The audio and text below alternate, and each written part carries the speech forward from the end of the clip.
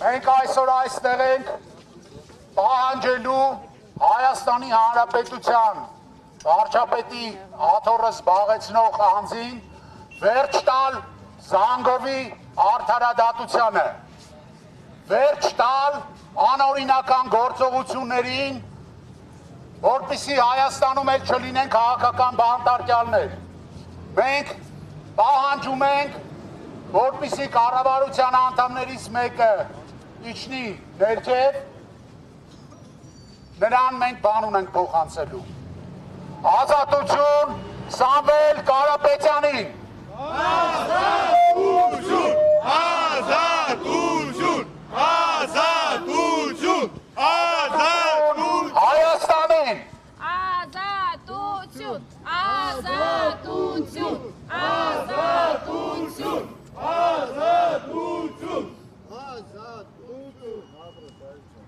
Ժողովուրդ ջան, մենք այսօր գտնվում ենք մի այնպիսի իրավիճակում, որ Հայաստանի Հանրապետություն ամեն ինչ որոշվում է ոչ թե օրենքի շրջանակներում, այլ մի մարդու կամայական որոշումների արդյունքում։ Հայաստանի Հանրապետության բանտերը լեփլեցուն են քաղաքական բանտարկյալներով։ Շատերը գտնվում են տնային կալանքի տակ։ Ու այս ամենը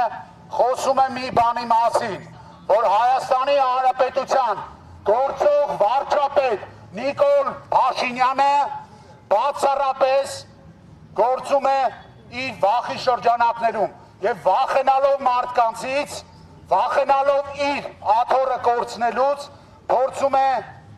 զրկել մարդկանց խոսելու իրավունքից։ Հայաստանում 86 օր հետո չի լինելու ոչ մի քաղաքական բանտարկյալ։ Սա մենք վստահեցնում ենք։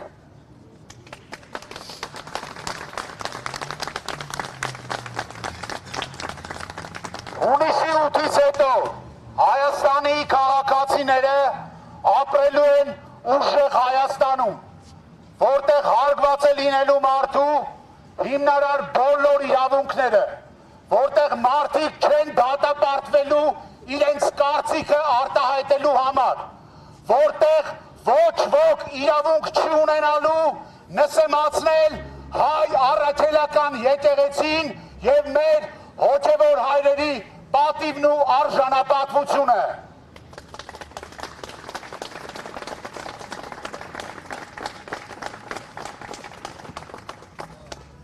Ուզում եմ մեկ անգամ եւս ֆիքսենք, որ փոքրիկ խմբակին եւ Հայաստանի Հանրապետության վերջին 8 տարվա դառը իրականության պատմությանը մնացել է ընդամենը 86 օր։